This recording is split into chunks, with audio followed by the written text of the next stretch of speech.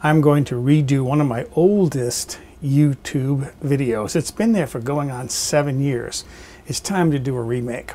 This is one of my signature recipes, pesto lamb. I'm known for it. I even submitted it to a nationwide contest, and although I didn't win first place, I won a place in a cookbook. This is an America's Test Kitchen cookbook, Cook's Country, Best Lost Suppers. There I am on page 132. That's what I want to make. This is my pesto lamb. Now to make pesto, I got to tell you, you don't just crush the basil in a food processor, because what you end up with is just chopped basil. To get really good pesto, you have to crush the basil to get the juice out of the leaves, out of the cell structure in the leaves, because that juice is what gives your pesto the best flavor. So that's how I'm going to make it. I'm going to do the prep work tonight, prepare the lamb, and then tomorrow I'm going to roast it. So let's start off by making pesto. What I have here is a whole lot of fresh basil. I bought this earlier today, and I put all the bunches in a glass of water to keep it fresh.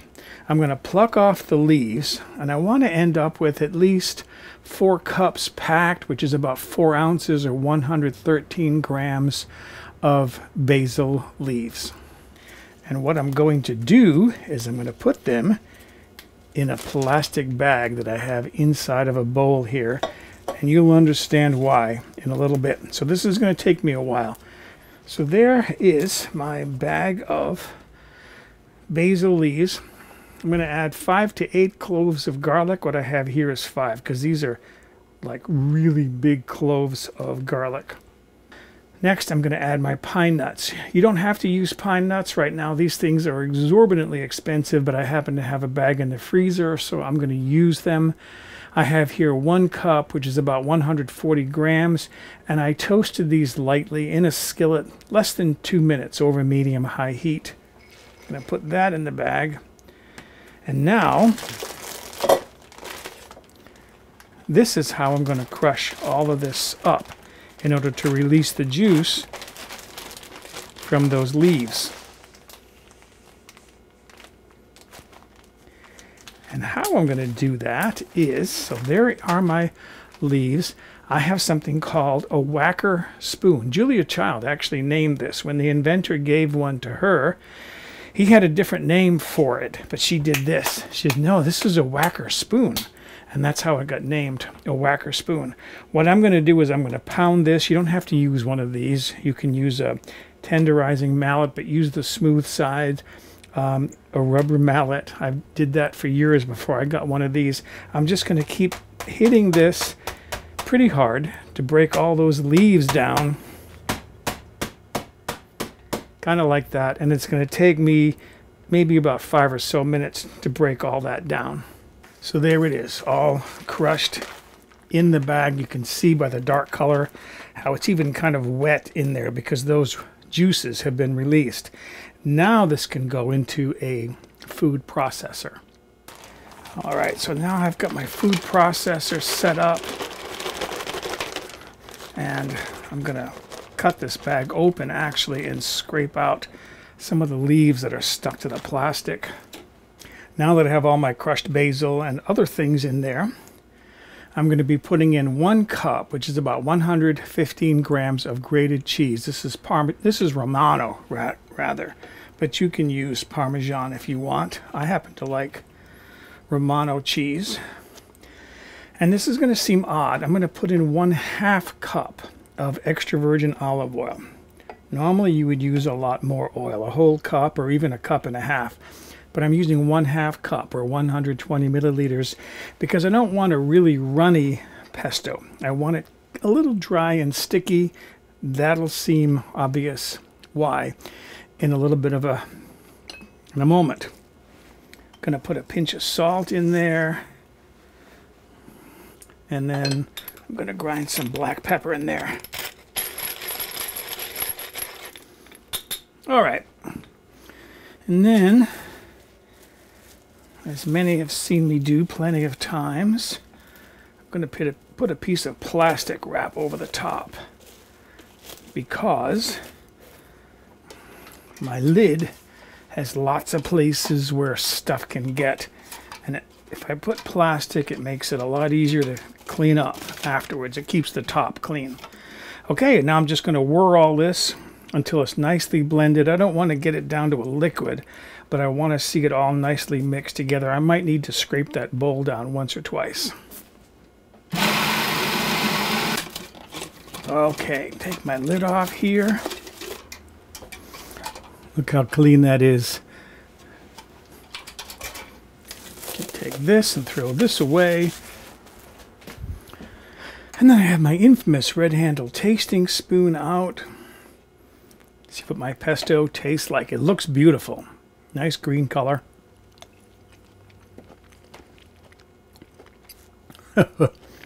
Excellent. All right, I'm going to transfer this to a bowl. So there it is. Nice green pesto. You can see that it's, hopefully, that it's moist, but it's not really oily. There's no oil collecting in the bottom, for example. When you make a pesto for like pasta, you want it to be oily so that it'll drizzle down and coat your pasta. But you're going to see why I'm making this a little drier than usual in a moment. I have here a boneless leg of lamb that I bought at Costco. This is about 4 pounds, which is about 1.8 kilograms. You need a leg about 4 to 5 pounds, up to say 2.25, 2.25 kilograms. It always comes with this elastic netting on it to hold it all together. I need to take this off for a couple of reasons. I'm going to trim it, but I also want to season it with the pesto. So I'm going to take some of this fat off the outside. I don't have to be real fussy, but I want to take some of it off. So there's the meat, butterflied out. I took most of the fat off. There's still bits of fat on there. Just got like a handful of fat off of it. The reason why is I want to flavor the meat with the pesto, not the fat. With the meat now spread open, butterflied open, here I have my pesto again. I'm going to put about 1/3 of this on the inside of this meat. Spreading it around. Okay, let me rinse my hands and then I can start tying this up. All right, I'm going to start rolling this up into a roast. And then I have some kitchen twine here. And I'm going to use several of them. That's a surgeon's knot. Usually holds pretty well. I might have to go through several times. You go underneath enough times that it kind of makes it tight and then it holds. And then finish off with a knot on top. I usually tie this several different ways. I tie the ends up and then finish tying it into basically a roast shape, like a football shape. The idea of tying a roast is to get it into a shape where it'll roast evenly. I put a piece of plastic down, as you can see. Here's my leg of lamb. And then more pesto. I'm going to put this all over the outside. And you can see by having it kind of dry and not too runny, it sticks in place. It's not all running down to the plastic. And then I'm going to turn this over and then do the top. Get the last of this pesto on there. Again, I'm going to rinse my hands and then I'll be able to finish this up. And this is why I wanted the plastic. Because now I can just start wrapping this up, pesto and all. Get it all in there as enclosed as possible. Completely covered. And then I have a Ziploc bag again. place it inside the Ziploc bag.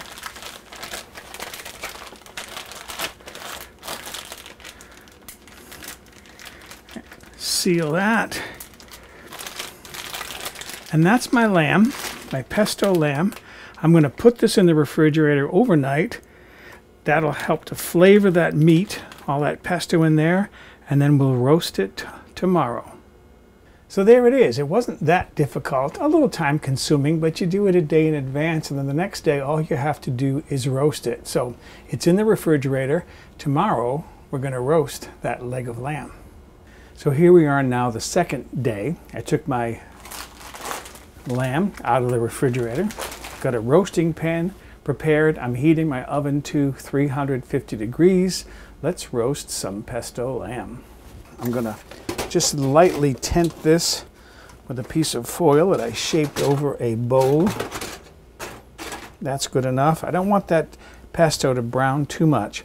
I'm going to roast this for, I'm saying about an hour and a half, maybe 2 hours. After about an hour, 15 minutes, hour and a half, I'm going to check it. I want to bring it up to an internal temperature of about 125 degrees Fahrenheit, which is 52 Celsius. Okay, so here is my leg of lamb out of the oven. I want to see what that comes in at as far as temperature. Move this over so you can see it.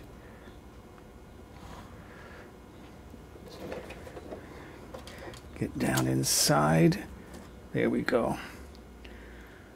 127.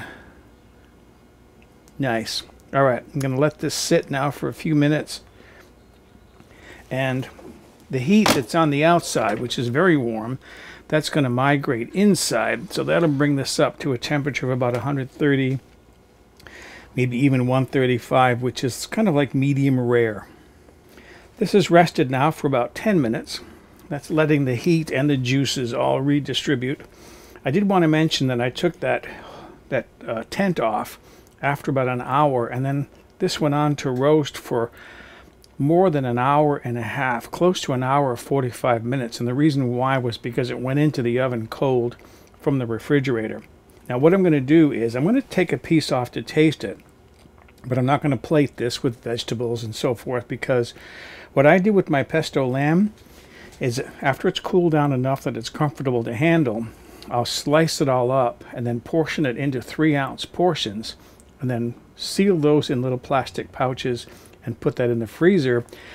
Those are portions that I call for my minute meals. I have a 10-part series on minute meals on YouTube.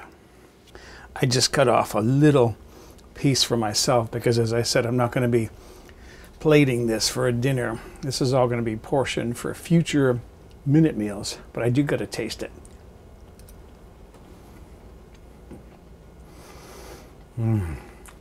I love lamb. That is good. See, you get that kind of bold flavor of the lamb, but then you've got that flavor of the pesto that goes with it. The two just marry together so well. So that's it. That's how I make my pesto lamb. For a printable PDF copy of this recipe with step-by-step photographs, visit my website, mobilehomegourmet.com, and look on the home page or in the recipe archive.